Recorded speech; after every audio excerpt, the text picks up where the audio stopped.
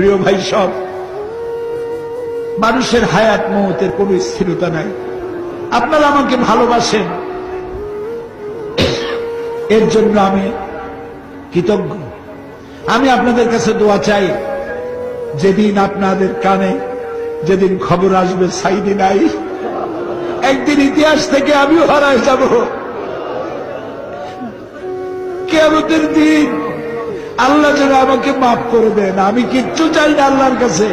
আল্লাহ যদি বলেন কিয়ামতে তোরে মাফ করে দিলাম, এর থেকে বড় পাওনা আমার নাই। আয় আল্লাহ,